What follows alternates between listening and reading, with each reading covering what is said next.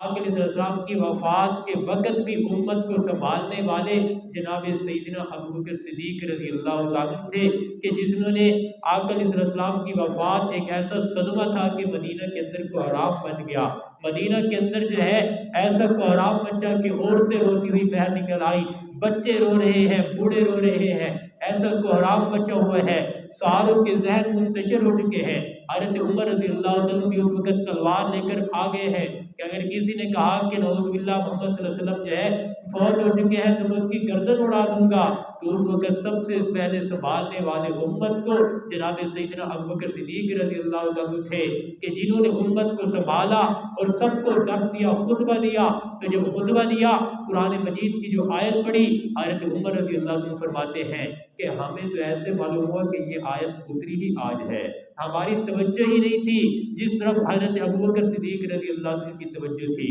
تو اس لیے سب سے پہلے اسلام لانے والے جناب سیدنا ابوبکر صدیق رضی اللہ عنہ اور سب سے زیادہ قربانی دینے والے، مشقت اٹھانے والے جناب سیدنا ابوبکر صدیق رضی اللہ عنہ، اور آپ کی وفات کے بعد امت کو سب سے پہلے سنبھالنے والے بھی جناب سیدنا ابوبکر صدیق رضی اللہ عنہ ہیں، کہ جنہوں نے امت کو سنبھالا ہے، امت کو جو ہے گمراہ نہیں ہونے دیا، راہ راست سے ہٹنے نہیں دیا۔ امت کا ایک گروہ جس نے زکوٰۃ کا انکار کر دیا تھا، زکوٰۃ نہیں دینی ہم نے، اب رسول کریم صلی اللہ علیہ وسلم کو زکوٰۃ دیتے تھے، اب اس دنیا سے چلے گئے تو لہٰذا ہم زکوٰۃ نہیں دیں گے، تو حضرت ابوبکر صدیق رضی اللہ عنہ نے ان کے خلاف جہاد کا اعلان کر دیا کہ میں تمہارے خلاف جہاد کروں گا۔ حضرت عمر رضی اللہ عنہ ہے، اے امیر المومنین خلیفہ رسول، آپ کو کیا ہو گیا ہے کہ آقا علیہ السلام کی وفات کا صدمہ ہے، امت منتشر ہو چکی ہے، امت کے ذہن ابھی تک قابو نہیں آ رہے اور آپ جہاد کا اعلان کر رہے ہیں؟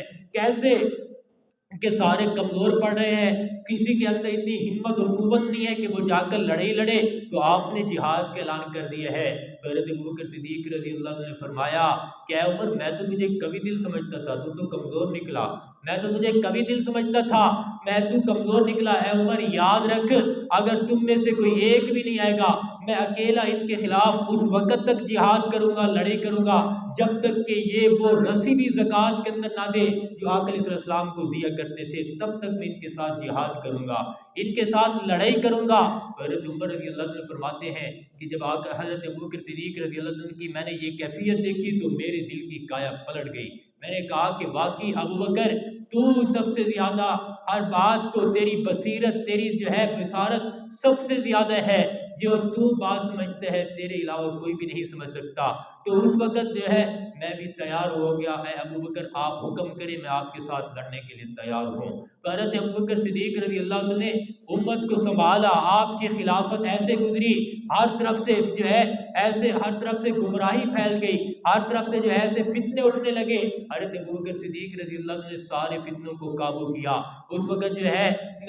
ہے مسیلمہ کذاب کے فتنے کو بھی ختم کیا۔ حضرت ابوبکر صدیق رضی اللہ عنہ نے بہت بڑی جنگ لڑی، سب سے بڑی جنگ اسلام کے اندر لڑی گئی وہ مسیلمہ کذاب کے خلاف جناب سیدنا ابوبکر صدیق رضی اللہ عنہ کے دور کے اندر لڑی گئی، کہ جس کے اندر بڑے 700 صحابہ کرام جو قرآن کے حافظ تھے اس جنگ کے اندر شہید ہوئے۔ جناب سیدنا ابوبکر صدیق رضی اللہ عنہ کے دور کے اندر بڑے بڑے جو ہے فتنے اٹھے، لیکن حضرت ابوبکر صدیق رضی اللہ عنہ نے ان کو ایسے ختم کیا کہ ان کی بنیاد ہی ختم کر دی کہ قیامت تک وہ فتنہ دوبارہ نہ اٹھے، اس فتنہ اٹھے بھی صحیح تو وہ زیادہ دیر چل نہ سکے۔ حضرت ابوبکر صدیق رضی اللہ عنہ نے سارے فتنوں کا مقابلہ کیا، حتیٰ کہ سارے فتنوں کو ختم کیا۔ حضرت ابوبکر صدیق رضی اللہ عنہ نے امت کے لیے آسانیاں کی۔ حضرت ابوبکر صدیق رضی اللہ عنہ نے جب خلافت سنبھالی، جب حضرت ابوبکر صدیق رضی اللہ عنہ نے یہ اس منصب پر فیض ہوئے تو ایسے اللہ کا خوف رکھنے والے تھے،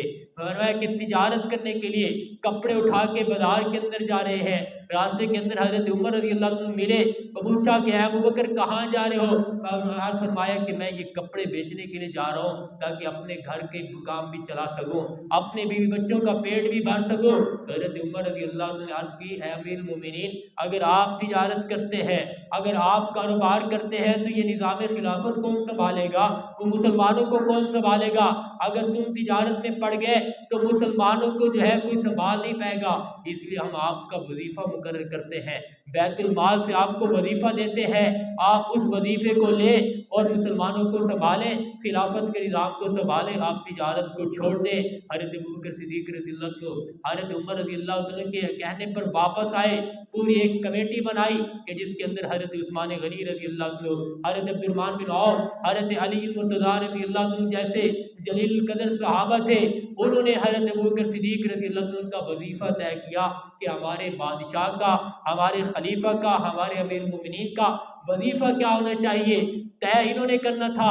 हज़रत अबू बकर सिद्दीक़ रज़ियल्लाहु अन्हु ने फरमाया कि तुम जो तय करो मेरी बात सुन लो, कि मेरा वजीफ़ा वही होना चाहिए जो मदीना के अंदर एक मजदूर की मजदूरी है, मुझे वही वजीफ़ा मिलना चाहिए, मैं उसी से अपना पेट भरूंगा जिससे मदीना का मजदूर अपना पेट भरता है। अगर मदीना के मजदूर को वो मजदूरी पूरी नहीं होती तो लिहाजा पहले उसकी मजदूरी बढ़ानी चाहिए, फिर मेरी तनख्वाह बढ़ानी चाहिए, मेरा वजीफ़ा बढ़ाना चाहिए कि जब मदीना का मजदूर अगर इस मजदूरी पर किनात कर लेते हैं तो मैं भी इसी मजदूरी पर किनात करूँगा। एक मजदूर के बराबर जो मदीना मुनव्वरा के अंदर मजदूर की मजदूरी चल रही थी, उसी मजदूर की मजदूरी के मुताबिक अमीर मुमिनीन की वक़्त के बादशाह की, मुसलमानों के खलीफा की तनख्वाह मुकर्रर की गई, वजीफ़ा मुकर्रर किया गया। उसी वजीफ़े को इतना वजीफ़ा था कि आपकी बीवी ने एक दफ़ा अर्ज़ की, एक दफ़ा दरख्वास्त की कि मीठा खाने को दिल करता है। हज़रत अबू बकर सिद्दीक़ रज़ियल्लाहु अन्हु ने फरमाया कि मेरे पास तो इतने पैसे नहीं है कि मैं मीठा खिला सकूँ,